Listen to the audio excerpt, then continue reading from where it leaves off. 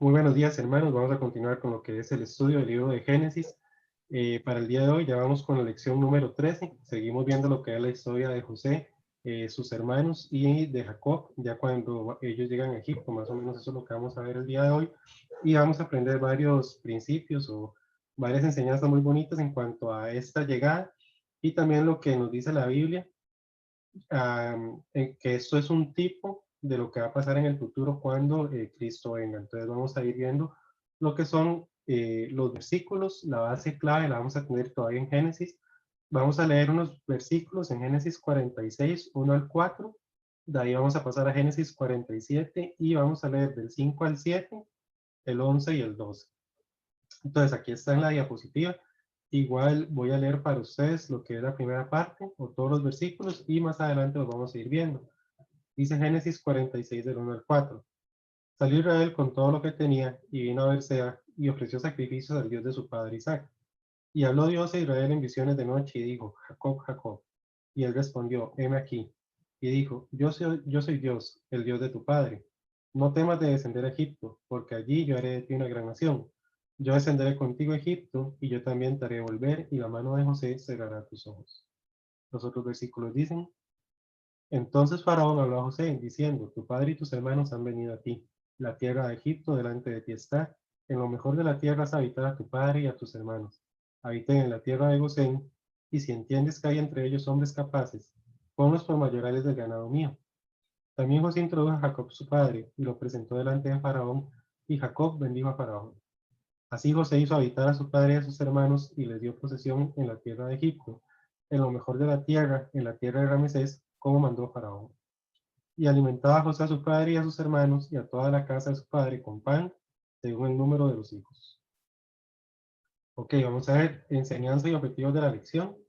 La atención y bendiciones que José brindó a su pueblo en Gosén son un anuncio de lo que Jesús tiene preparado para los suyos en la casa de su padre.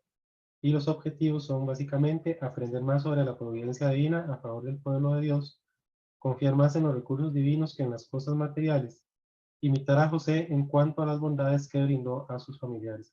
Sabemos que esos tres objetivos van mucho de la mano con los versículos, con las lecciones que hemos ido viendo, y son verdades fundamentales para nosotros los hijos de Dios. Repasándolos, la providencia divina a favor del pueblo de Dios, sabemos que Dios no nos va a dejar solos, y como nos dice en los evangelios, Él cuida de las aves y demás, Él también va a cuidar de nosotros, sus hijos. En los recursos divinos más que en las cosas materiales. Como se mencionaba ahora, nosotros tenemos que poner la mira en las cosas de arriba y no en las de la tierra. Muchas veces nosotros nos afanamos por todo lo que es material, por todo lo que hay en la tierra, y se nos olvida que toda la fuerza y todo lo que nosotros tenemos proviene únicamente de Dios. Entonces, mi mirada o mi confianza tiene que estar en los recursos de Dios, en los recursos divinos, y no tanto en las cosas materiales del mundo que igual van a pasar en algún momento. E imitar a José en cuanto a las bondades que brindó a sus familiares, porque sabemos la historia de José, lo que él le pasó, no solo ya haber sido vendido, sino tras de eso el tiempo que pasó encarcelado. Vemos que cuando él interpreta los sueños, uno de los sueños que interpreta, esta persona le dice, yo me voy a acordar de usted, pero al final prácticamente se olvidó de José, dejándolo más tiempo en la cárcel, y aún así él tuvo bondades con sus familiares.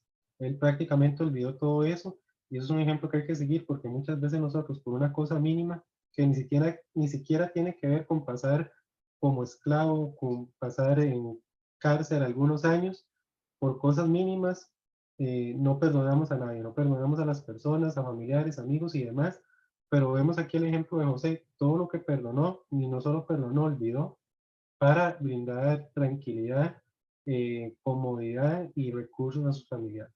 Entonces vamos a continuar con el desarrollo de la lección.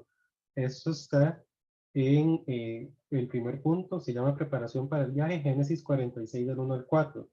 Aquí, antes de continuar con estos puntos, voy a leer un comentario de la Biblia de Estudio Holman sobre estos 4 versículos, antes de introducirnos directamente a la lección. Y esto dice así: Dios le habló a Jacob, al que en este caso salude como Israel, su nombre del pacto, en visiones de noche.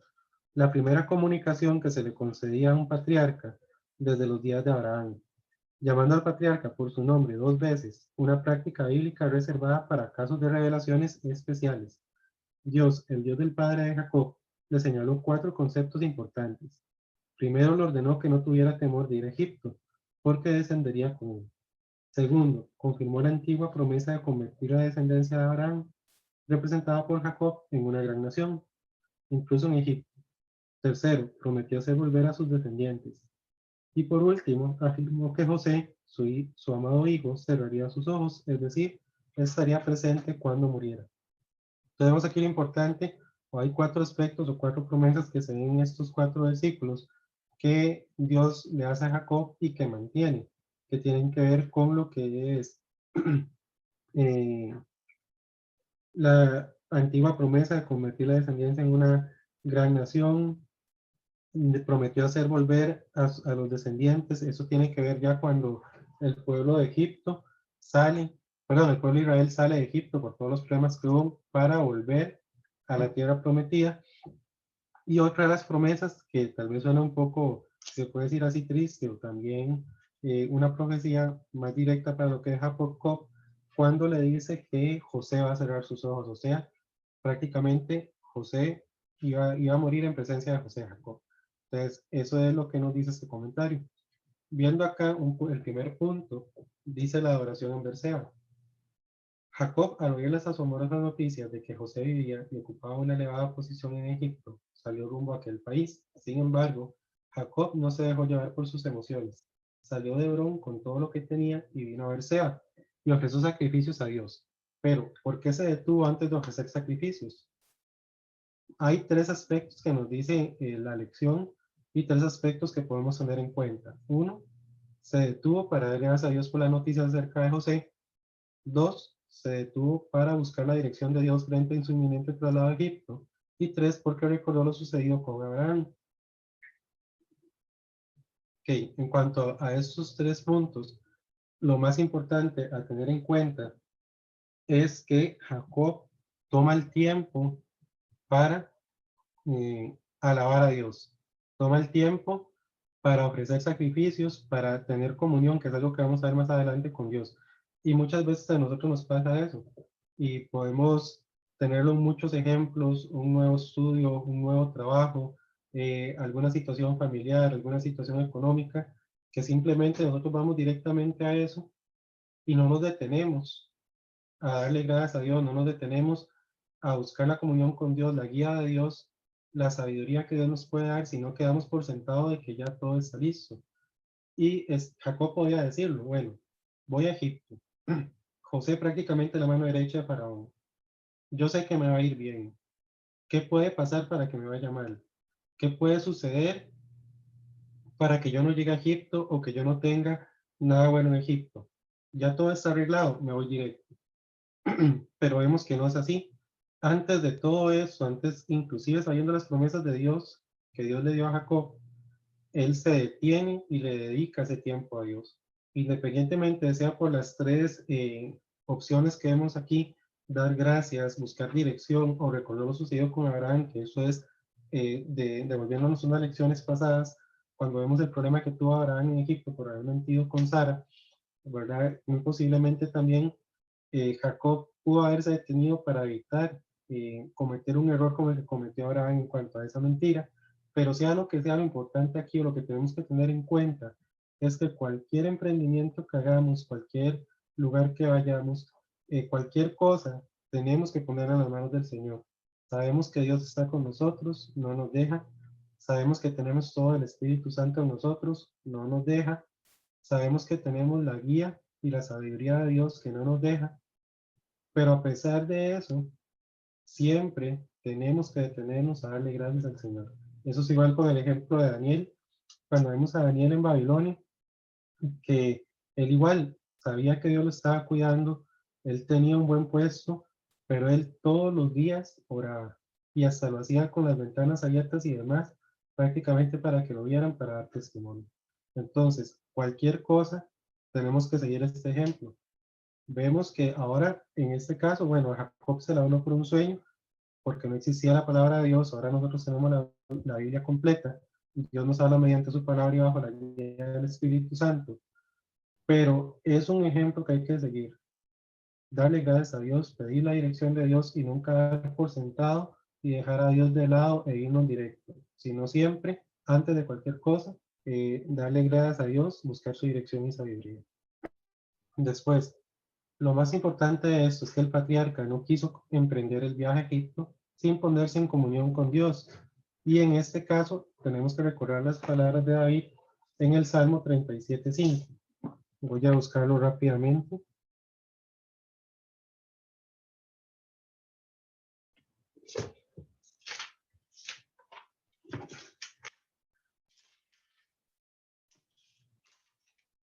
Y así la palabra de Dios: encomienda a Jehová tu camino y confía en él y él hará.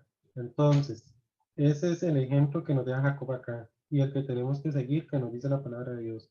Encomienda a Jehová tu camino. Ya Jacob sabía que su camino era Egipto.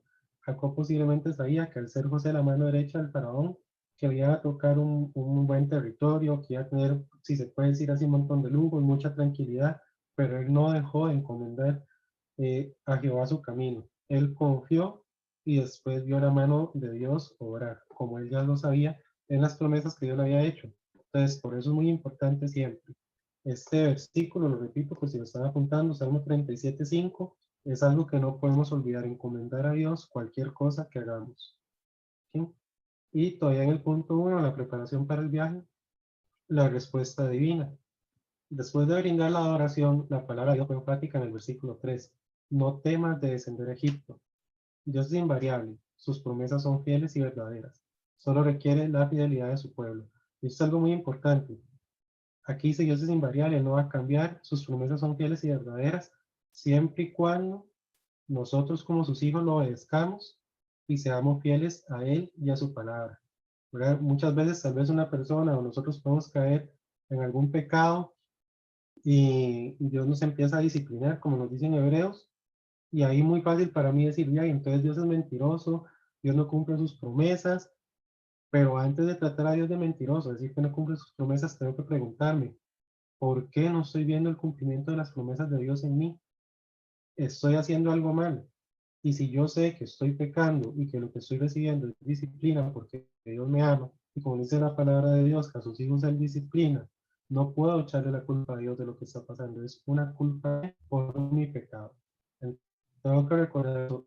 Él nunca va a cambiar, sus promesas van a ser fieles y verdaderas, y lo único que pide es que seamos fieles a Él, que seamos obedientes a Él y a su palabra. ¿Okay? Y acá lo que Dios también le promete a Jacob en el versículo 4, era todo lo que Jacob podía esperar. Yo descenderé contigo a Egipto y también yo te haré volver. Que es una promesa a modo de profecía en cuanto a la salida de Israel de Egipto, que era lo que les mencionaba anteriormente en la introducción. Cuando ya Egipto empieza, Israel empieza a tener problemas en Egipto, que salen, ¿verdad? Salen de Egipto para la prometida. Entonces, acá es eso. Ya no es solo saber que Dios me iba a cambiar, que sus promesas eran fieles y verdaderas, sino que Dios le promete y le cumple a Jacob: yo descenderé contigo y yo te haré volver. Pero es muy importante tener en cuenta esto en cuanto a lo que es este viaje que iba a emprender Jacob. Vamos con el punto 2. Eso prácticamente está en Génesis 47, 1 al 7, que no lo vimos al principio. Y el primer punto nos dice acá: Faraón recibe a Israel, o en este caso a Jacob, ¿verdad? Recordemos que a Jacob se le cambia el nombre por Israel, pero lo mismo, Faraón decía Israel a Jacob, y nos dice acá: por la gracia que José había hallado ante los ojos de Faraón, logró no solo introducir a su padre y hermanos a la tierra de Gosén, una bella planicie al oriente del delta del río Nilo, sino que también tomó a los más jóvenes de sus hermanos y los trajo ante el rey, para que ellos pudieran presentar la solicitud de pedirle al rey que los dejara habitar en la tierra de Gosén. A pesar de que José tenía la autoridad suficiente para poner a su padre y sus hermanos donde mejor le pareciera, quería contar con la aprobación pública del rey para no recibir críticas de abuso de poder. Este es otro ejemplo que podemos y debemos tomar de José: la forma de respetar las autoridades. Y eso es otra cosa muy importante que vemos acá en cuanto a la historia de José y el ejemplo que nos da: el respeto a las autoridades. En este caso, Egipto, como nos dice acá y como hemos visto en la palabra de Dios, José tenía casi que toda la autoridad posible sobre Egipto, Y eso es gracias a la administración que le dio a la tierra, gracias a la obediencia a Dios, que Dios le ayudó a sobresalir en Egipto, y él podía hacer prácticamente lo que quisiera, pero entre la obediencia, entre la disciplina de él hace esto con Faraón y en un acto público. ¿Para qué? Para dar testimonio de la obediencia. La palabra de Dios en Pablo en Romanos y también en el Nuevo Testamento se nos manda a obedecer a las autoridades y respetarlas. Y eso es lo que hace aquí José. Él sabe que hay una autoridad por encima de él, que es el faraón, y él lo que hace simplemente es dar un cierto testimonio, ¿verdad? No solo a faraón, sino a todo el pueblo, de que para él no era tanto el poder, sino la obediencia, y esa obediencia era principalmente a Dios. En la forma en que él obedeciera a Dios, de ser respetuoso a las autoridades, era una forma de dar testimonio, a pesar de que él prácticamente tenía toda la potestad sobre la tierra de Egipto. Entonces, eso es lo que tenemos que tomar. Ahora dice acá, todo esto sirvió también para que los hermanos de José ocuparan puestos importantes en el cuidado del ganado del rey. Eso es otra de las cosas, ¿verdad? José influyó prácticamente para que los hermanos tuvieran también buenos puestos. Ya no era solo una buena tierra, sino buenos puestos en, en la tierra de Egipto. Y es algo también donde podemos ver la bondad de José, donde podemos ver de lo que les mencionaba, el perdón de él hacia sus hermanos, a pesar de todo lo que él pasó y todo lo que en un principio sufrió.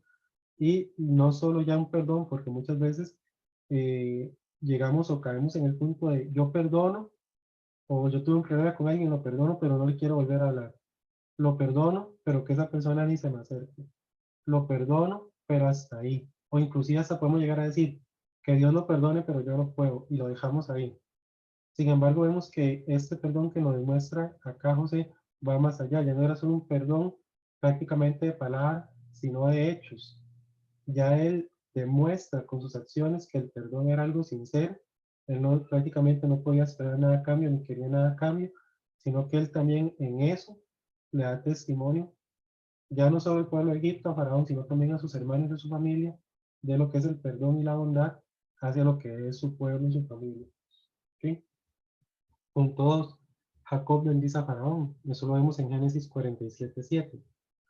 Después de asegurar que sus hermanos tenían estabilidad en Egipto, era hora de presentar a Jacob ante Faraón. Es en estos versículos donde vemos que Jacob lo que hizo fue dar una bendición a Faraón, esto asumiendo su papel de profeta y representante de Dios, y lo hizo mediante el pronunciamiento de una oración. Así como Jacob, los cristianos tenemos el deber de orar por nuestros gobernantes. Jacob no se subestimó ante la presencia del rey, sino que echó mano de la grandeza espiritual que Dios le había dado. Eso también es un ejemplo para nosotros de que debemos dejar que la luz que Dios ha puesto en nosotros brille cuando estemos en presencia de otros, sin importar su rango o posición social. Entonces aquí también podemos ver en este punto dos aspectos muy importantes. Jacob bendice a Faraón mediante una oración. Él ora por Faraón, dice la palabra de Dios en Génesis 47:7. Y ahí es donde seguimos viendo el respeto hacia las autoridades. Pero también vemos algo muy importante, que es el otro punto que nos dice en este punto E, donde Jacob bendice a Faraón. Él no dejó que la grandeza de Faraón, sabiendo que era Faraón y demás, opacara que él era un siervo de Dios, que opacara la luz que Dios había puesto en él. Y eso es algo muy importante porque también muchas veces nosotros podemos llegar a estudiar en una universidad, podemos llegar tal vez a algún nuevo trabajo, podemos presentarnos ante ciertos familiares y decir o pensar, pero es que él tiene un buen trabajo, él tiene una carrera, él es esto, él es lo otro, esa persona es mi supervisor, esa persona es mi jefe, esa persona es mi profesor, y cómo se va a dar cuenta que yo soy cristiano, o cómo voy a dar testimonio, va a pensar que yo soy loco. Bueno, la Biblia dice que para los que no conocen a Dios, la palabra de Dios es locura y todo esto. Pero en cuanto a eso, más bien no nos dice si para ellos es locura, oculten la luz que Dios ha puesto en ustedes. Más bien nos manda a brillar más, nos manda a dar más testimonio. Entonces, eso es algo que Jacob no permitió, que lo que era estar en una nación bajo un gobernante opacara lo que Dios había hecho en él, lo que él era, que era un representante de Dios, y si no me equivoco es en Corintios, donde Pablo nos dice que nosotros somos embajadores de Dios. Y nosotros no podemos olvidar eso. Nosotros somos embajadores de Dios y no solo en nuestra casa, no solo en el templo. Nosotros somos embajadores de Dios, representantes de Dios en cualquier lugar donde estemos y ante cualquier persona que estemos. Y no es simplemente algo que podemos dejar, bueno, en el templo soy embajador de Dios, que todo el mundo sepa que soy hijo de Dios, pero en la universidad y en el trabajo, mejor que nadie sepa que soy cristiano. No, cuando yo o Pablo nos manda a ser embajadores de Dios, es en todo lugar, en todo momento y ante cualquier persona. Y eso es otro ejemplo que nos da aquí Jacob. Pues no podemos dejar que ciertos puestos o ciertas personas nos opaquen, porque al fin y al cabo yo no estoy dejando que me opaquen a mí. Estoy evitando o estoy dejando que opaquen a Dios y lo que Dios ha hecho en mi vida. Y más bien yo tengo que representar y yo tengo que hablar y dar testimonio de todo lo que Dios ha hecho por mí. Y esto es siempre demostrando en cualquier lugar que yo soy un hijo de Dios. Vamos con el punto 3 que está en Génesis 47, versículos 11 y 12. José devuelve bien por mal. Y nos dice acá, les dio lo mejor de la tierra. Bajo la mirada de José, la familia de Jacob vivió bien. Les fue provisto todo lo necesario. Las bondades de Faraón eran una demostración de su agradecimiento a José por su hábil administración del país en medio de la crisis. Por supuesto, todo esto venía de parte de Dios con el fin de albergar a su pueblo. Más adelante esta tierra llegaría a ser llamada tierra de Ramesés, que eso es algo que se ve más adelante en otras lecciones. Y también nos dice acá, José sabía que ese era el mejor lugar de la tierra egipcia, por lo tanto lo entregó a su familia. Entonces vemos que, como dicen, José no escatimó, él da lo mejor. Él dio lo mejor cuando prácticamente él recibió lo peor. Haber estado en una cárcel, haber sido, ¿cómo es la palabra? Haber sido, eh, bueno, parte de la mentira de las cosas de Faraón, ¿verdad? De lo que ella difamado también por parte de la esposa de Faraón por la mentira que ella le dice, ¿verdad? Pero a pesar de todo, de que él obtuvo lo peor en todo esto, haber sido vendido como esclavo y demás, vemos que él da lo mejor, ¿verdad? Por eso también, y yo creo que más adelante lo menciona, si no lo voy a mencionar yo, se nos dice que José también es un tipo de Cristo. Habíamos visto este ejemplo también de los tipos con lo que fue Melquisedec hace unas lecciones, y vemos que José también, ¿verdad? Cristo recibió lo peor del mundo prácticamente hasta con su muerte, pero él dio lo mejor, él nos dio lo mejor que fue la salvación, él en su tiempo dio lo mejor que fueron sus milagros, enseñó la palabra de Dios y demás. Entonces por eso vemos que aquí también José es un tipo, y todo lo que pasó acá es un tipo de lo que va a pasar en el futuro, ¿verdad? Que ahorita lo vamos a ver. Entonces, eso es algo que hay que tener en cuenta. A pesar del sufrimiento, él dio lo mejor.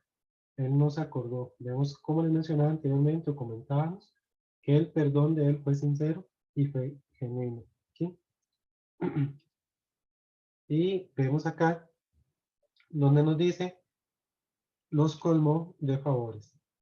La actitud de José al dar posesión a sus familiares en Ramesés y proveerlos de todo lo que necesitaban es una demostración más de lo que puede producir el corazón de un hijo de Dios. Él había sido víctima del odio y del maltrato de sus hermanos. Sin embargo, comprendió que Dios lo había llevado a Egipto, para socorrer a su pueblo en momentos de crisis y tribulación. Cada acción bondadosa de José era un golpe más para la conciencia de sus hermanos, quienes probablemente esperaban de él una venganza, pero al contrario, los colmó de favores y misericordias, y al hacerlo así estaba dando cumplimiento a la promesa que Dios le dio a Jacob en Berseba de hacer de él una gran nación. Entonces es lo que hablábamos anteriormente, les mencionaba anteriormente. Él había sido víctima del odio y del maltrato, pero él sabía que él era un instrumento de Dios, que como instrumento Dios lo había llevado a Egipto, y él se dejó usar de forma honrosa por Dios para bendecir ya no solo a sus hermanos y a su papá, sino en sí al pueblo de Israel. Y vemos que él lo que hace es eso, él escoge lo mejor de la tierra, lo mejor de las provisiones para sus hermanos, para que no les hiciera falta nada. Y también aquí lo que nos dice, eh, vamos a ver, lo acabo de leer. Ok, en la primera parte nos dice, y proveerlos de todo lo que necesitan es una demostración más de lo que puede producir el corazón de un hijo de Dios. Y aquí lo está generalizando a nosotros como hijos de Dios. Sabemos que ahorita el tiempo es difícil en cuanto tal vez a lo laboral, las personas que han tenido reducciones de jornada, tal vez reducciones de salario. Vemos que y lamentablemente por esto del coronavirus a nivel global han pasado muchas cosas malas, pero siempre un hijo de Dios puede demostrar lo que es el amor de Dios, lo que puede producir en nuestros corazones, como hizo José, ¿verdad? Y eso es algo que también se nos habla en Santiago, cuando se nos dice en la palabra de Dios que de qué me sirve a mí, prácticamente parafraseando, que si yo veo a alguien con frío, con hambre, decirle, bueno, vaya caliéntese, vaya a ver qué come, pero yo no hago nada, no le doy abrigo, no les doy alimento, ¿verdad? Mis palabras prácticamente son vacías, no se está demostrando lo que el amor de Dios puede producir en mi corazón. Pero un hijo de Dios vemos que va más allá, que era lo que mencionaba anteriormente, ya no son solo palabras, sino que son palabras seguidas o acompañadas de acciones, y todo eso lo produce Dios en nuestro corazón, y es otra forma de dar testimonio, y eso era lo que estaba haciendo José, que prácticamente nos dice acá, seguro los hermanos, quién sabe que estaban esperando algún tipo de venganza, algo malo, pero en el testimonio de José no estaba eso, sino más bien era demostrar todo el amor que había producido Dios en el corazón de él para poder alimentar, darles un buen lugar a su familia y en general lo que iba a hacer el pueblo de Israel. Y aquí igual en el mismo punto en cuanto a colmarlos de favores, se puede asegurar que las atenciones de José para los suyos eran motivadas por un verdadero amor hacia ellos. Todo este cuadro del alojamiento y alimentación del pueblo de Israel es un tipo de lo que hará Jesús con su iglesia en el cielo. Los 7 años de calamidades en Canaán ilustran el periodo de tribulación que vendrá al mundo entero. El traslado de Israel a Egipto tipifica el arrebatamiento de la iglesia por el Señor, y la atención y bendiciones que José brindó a su pueblo en Gosén son un anuncio de lo que Jesús tiene preparado para los suyos en la casa del Padre. Entonces eso era lo que mencionaba en cuanto a los tipos. Vemos que José es un tipo de Cristo como tal, y lo que es en sí esta parte de la Biblia o esta historia de la Biblia es un tipo de lo que va a pasar en el futuro, ¿verdad? Lo que nos habla acá de que los 7 años tipifican lo que es el periodo de tribulación, el traslado de Israel tipifica el arrebatamiento de la iglesia, y la atención y bendiciones de José, que José brindó a su pueblo en Gosén, son un anuncio de lo que Jesús tiene preparado para su iglesia y los suyos en la casa del Padre. Entonces vemos lo importante que es eso, porque eso también nos ayuda a comprender varios aspectos, o también nos ayuda a ver lo que es esta historia, o este relato de José, de su familia y demás, con los eventos futuros, nos ayuda a ligarlos con los eventos futuros. Entonces vemos lo importante acá, ¿verdad? Que aprendimos el día de hoy, varios aspectos o puntos en cuanto al perdón, el perdón sincero que va acompañado de acciones. Hablamos también sobre lo que era la provisión de Dios, y el aspecto para mí más importante, lo que hizo Jacob al salir en Berseba, perdón, cuando él llega y pide prácticamente la bendición de Dios, la guía de Dios, la sabiduría de Dios para ir a Egipto. Prácticamente él agradece y él se toma su tiempo para darle las gracias a Dios, para pedir la guía de Dios y para tener esa comunión con Dios, que es algo que nosotros no podemos olvidar, no podemos dejar pasar de lado. Tenemos que buscar siempre la comunión con Dios, pedir su guía, su sabiduría y dejarnos usar como instrumentos. Y también otro punto importante en cuanto al ser embajadores de Dios aquí en la tierra. No importa enfrente de quién estemos, ¿verdad? Tenemos que ser embajadores y representar a Dios en cualquier lugar y ante cualquier persona, porque eso es algo que Jesús hizo morir por nosotros. Él murió sin conocernos por nuestros pecados, pasados, futuros, presentes, aún sin conocernos, y Él nos representó dando nuestra salvación. Entonces, mis hermanos y hermanas, esto es lo que teníamos preparado para el día de hoy. Espero en Dios que hayan aprendido y les haya gustado tanto esta lección como me gustó a mí. Y ahorita vamos eh, a la parte de preguntas o comentarios. Si alguien tiene alguna pregunta o comentario en cuanto a la lección, pueden hacerla con toda tranquilidad.